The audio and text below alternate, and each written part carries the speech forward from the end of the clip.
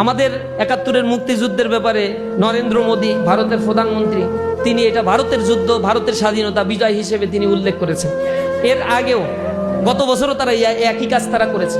তারা বাংলাদেশের জনগণের এই লড়াইকে স্বীকার করে না।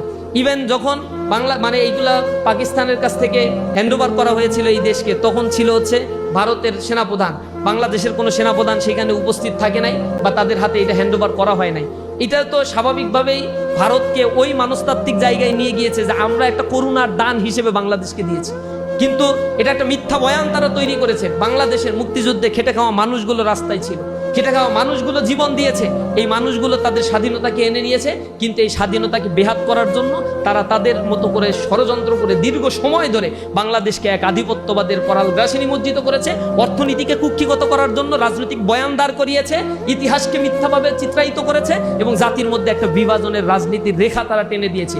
এই রেখা যদি আমরা ভাঙতে না পারি, আমরা যদি এই কথাগুলো বলতে না পারি, নতুন বাংলাদেশের স্বপ্ন জাতিকে নিয়ে না দেখাতে পারি, তাহলে এই বাংলাদেশের 2024 সালে এসে বলতে হচ্ছে মাথাপিছু আয় 2883 মার্কিন ডলার, ওগুলো আরো 20 বছর পরে গিয়েও 3272 মার্কিন ডলারের মধ্যেই সীমাবদ্ধ থাকবে।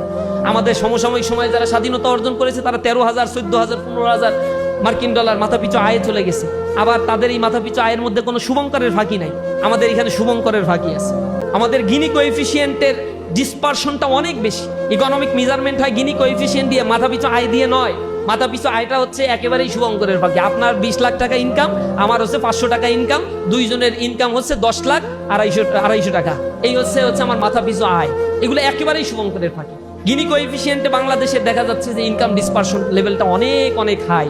আমাদের কিছু মানুষের ইনকাম আউটলেয়ার একেবারে বাইরে অনেক দূর, আর কিছু মানুষ হচ্ছে দারিদ্র সীমার একেবারে প্রান্তিক লেভেলে বসবাস করছে। এগুলো আমাদের ভিতর থেকে দূর করতে হবে। মানুষের সম্পদগুলোকে দেখেন ইন্ডাস্ট্রিয়ালাইজেশন করা হয়েছে, পারপাসিভ ইন্ডাস্ট্রিয়ালাইজেশন। লেবার ইকোনমি থেকে আমাদের ক্যাপিটাল ইকোনমিতে কনভার্ট করা হয়েছে। এই ক্যাপিটাল ইকোনমিতে কনভার্ট করার মধ্য দিয়ে এই জাতিকে মারাত্মক লেভেলের ক্ষতির মুখোমুখি করা হচ্ছে। লেবারগুলোকে এম্পাওয়ার্ড করা হচ্ছে না, লেবারকে এম্পাওয়ার্ড করা হচ্ছে না, কিন্তু ক্যাপিটাল ইকোনমিতে কনভার্ট করা হচ্ছে। ক্যাপিটাল ইকোনমি মেশিনারি দিয়ে কার্যক্রম পরিচালিত হবে। লেবার ইকোনমি মানে হচ্ছে আমার দেশ লেবার ইন্টেন্সিভ। হঠাৎ করে লেবার ইন্টেন্সিভ কান্ট্রি কখনো ক্যাপিটাল ইন্টেন্সিভ হতে পারে না। যদি সেটা হয় তাহলে আনএমপ্লয়েডের পরিমাণ অনেক বেড়ে যায়। এই সূক্ষ্ম একটা নর্মাল একটা সেন্স, এগুলো একজন রিক্সাওয়ালার বললে সেও বুঝে যায়, কিন্তু আমার দেশের রাজনীতিবিদরা এটা বোঝে না। বুঝাও এগুলাতে রেসপন্স করবে না। যত দারিদ্র তত রাজনীতিবিদদের পিছনে পিছনে ঘুরবা, এইটা হচ্ছে তারা চায়। এই অর্থনৈতিক বন্দোবস্তটাও রিফরমেশন করা দরকার। আমরা আশা করি আমাদের মুক্তিযুদ্ধের প্রত্যয়, বিজয় দিবসের প্রত্যয় এটা হোক, দেশটা যেন মানুষের জন্য হয়।